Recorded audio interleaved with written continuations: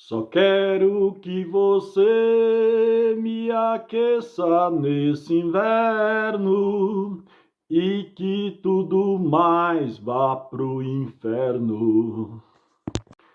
Olá a todos, sejam muito bem-vindos. Este é o canal No Meu Ambiente, e neste canal eu falo para vocês sobre sustentabilidade, sobre meio ambiente e o meio ambiente como um todo. E nesta série de vídeos eu estou falando sobre os círculos da vida, a teoria dos círculos da vida, onde eu demonstro como cada círculo em cada época influenciaram na formação da minha personalidade, da minha vida, nos fatos da minha vida, assim como os de todos vocês. Hoje eu vou falar de como o Roberto Carlos influenciou a minha vida. Roberto Carlos, essa música que vocês ouviram foi um dos primeiros sucessos do Roberto Carlos, ainda na época da Jovem Guarda, mas não é sobre essa época que eu quero falar. Eu vou falar para vocês sobre as influências do Roberto Carlos, ecologista, na minha formação e na minha própria vida, nas minhas definições de vida. Porque é isso que são os círculos de vida. Quando você nasce, você está num círculo pequeno, família, pais, mães, amigos, que vão te influenciar naquela fase da formação da personalidade. Estudos comprovam que a formação da personalidade é feita na primeira infância e depois você vai aumentando esses círculos e especificamente nas áreas de cultura, do entretenimento, nas partes culturais desses círculos, vão ajudar a formar a sua personalidade e o seu pensamento futuro.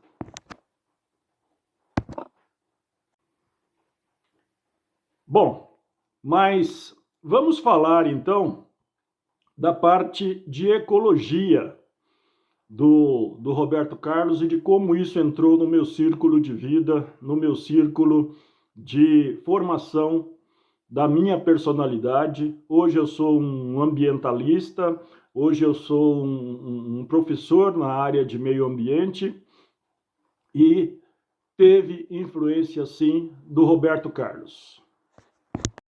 Mas antes, vamos dar um contexto dessa situação da ecologia na música internacional, na música nacional e na década de 90 rodou o mundo as imagens do Sting. Eu acho que quem é da minha idade ou um pouco mais jovem teve conhecimento dessa verdadeira cruzada do Sting com o Cacique Raoni, rodando o mundo inteiro, falando do desmatamento na Amazônia, enfim, fazendo um trabalho de defesa da Amazônia, especificamente a Amazônia brasileira. Só que no Brasil, em 1976, o Roberto Carlos, que começava uma transição, ou já havia feito uma transição da Jovem Guarda, onde a sua música era só entretenimento, ele era até criticado pelo lado mais puxado para a esquerda, porque ele não se posicionava politicamente e nós vivíamos em plena ditadura.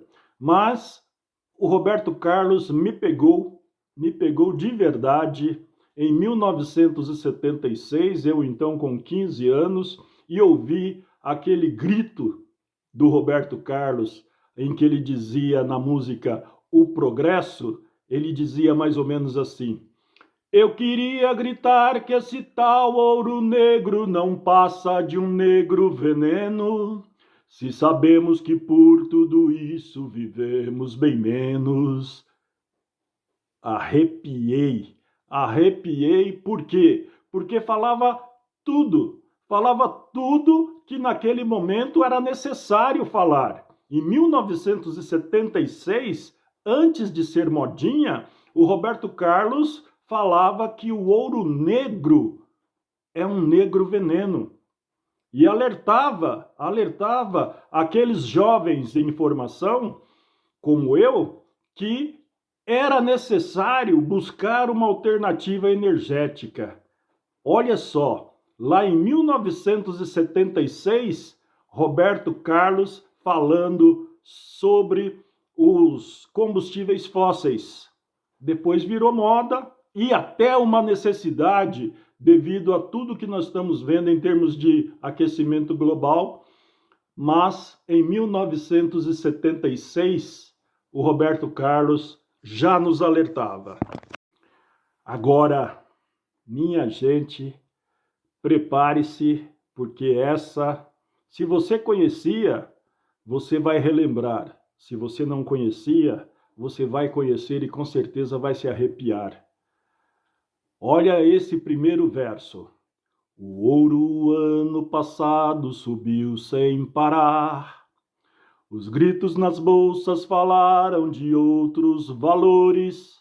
Nossa, parece que foi escrita ontem, mas esses versos foram escritos por Roberto e Erasmo Carlos em 1979. 1979, o Roberto lançava esta música que me pegou de jeito também, chamado O Ano Passado. E o ano passado parece que foi ontem. O ano passado parece que foi ontem, e o Roberto falando essas coisas e formando gerações como eu, provavelmente como muitos de vocês, para que nós tivéssemos essa consciência que nós temos hoje. Então, eu digo para vocês que o Roberto Carlos me influenciou muito. O Roberto Carlos colocou na sua arte a ecologia e isso influenciou gerações. É sempre bom lembrar que o contexto que nós estávamos vivendo naquela época era totalmente diferente do que nós vivemos hoje. Por isso que eu digo que essas mensagens, principalmente de artistas renomados como Roberto Carlos, especialmente nestas músicas que falam de ecologia, de preservação, tiveram um papel muito importante diante daquele momento em que nós estávamos vivendo. Nós estávamos vivendo ainda, quando foi lançado o Progresso em 76, depois em 79, o ano passado, nós estávamos vivendo sob a ditadura militar, em que era até perigoso você expressar certas ideias. Lembrando que em 1979 começava a se ensaiar uma pequena abertura, né? Mas aí eu digo que foi muito importante na formação da consciência ambiental da minha geração e das outras gerações que nos sucederam, né, que vieram depois, esta chama, essa brasa que o Roberto Carlos acendeu. Dizer é uma brasa mora, né? Como ele falava na década de 60. Depois, em 1981, o Roberto novamente vem num dos seus long plays. Eu sou do tempo do long play ainda, do LP. E o LP do Roberto Carlos certamente era o mais esperado, né? Era lançado todo final de ano, já havia o especial de final de ano do Roberto Carlos, que todo mundo tinha que assistir, e ele veio em 1981 com As Baleias, que falava especificamente sobre a proteção dos mares.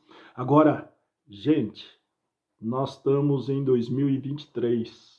Aí, em 1981, o cara vem e me fala das baleias, mas com certeza ele estava prevendo grandes dificuldades para a vida marinha em geral. Hoje é triste constatar que os oceanos se transformaram em oceanos de plástico e de óleo. As ondas, as marés, todos os dias nos dão conta de quanto poluído estão os nossos mares. Temos notícias de verdadeiras ilhas de plástico flutuando ao longo dos mares. E, tristemente, a vida marinha está acabando. E, acabando a vida marinha, com certeza, a vida humana no planeta Terra corre sério risco.